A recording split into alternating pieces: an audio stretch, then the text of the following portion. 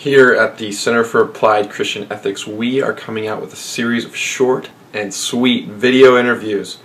My name is Drew. I'll be hosting them, and today's interview is with Dr. Bacote, asking the question, would he go to prison?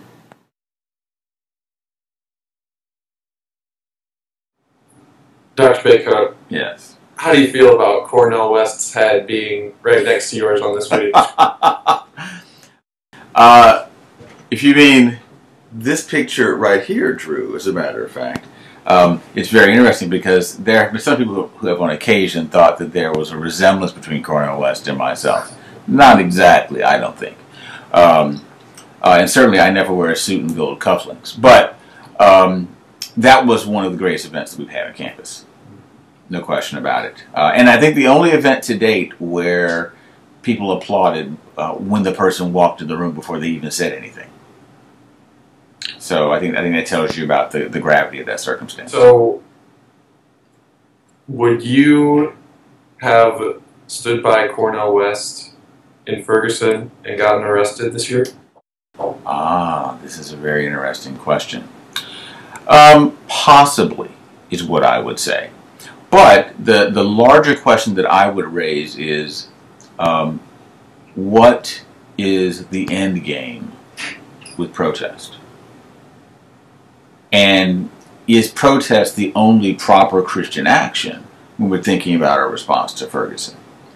I want to think about things that are after the protest, honestly. What are we doing in terms of trying to address policy? What are we doing in terms of trying to facilitate opportunities for economic development in these communities? What are we doing about education in these communities? And what are we doing about the actual nitty-gritty of that? And how are Christians being agents who are trying to facilitate change there? Protest is great for getting our attention on things. And in some cases for helping people who are in charge to see, hey, there are a lot of people who are concerned about this. And in a society like ours, where we have the right for that kind of demonstration as an expression of public speech, that's one form of, I think, public action. But for me, that's not the first public action that I'm necessarily thinking about. I do think there are some circumstances where being involved in a protest is a valid option, and there are a lot of people I know who went to Ferguson or other places, and they've been involved in protests, and so there's a value to that. But what I want to be wary of is suggesting that the only proper Christian response to things in Ferguson is participating in a protest, because we need to be doing more than participating in protests, because protests don't create policy.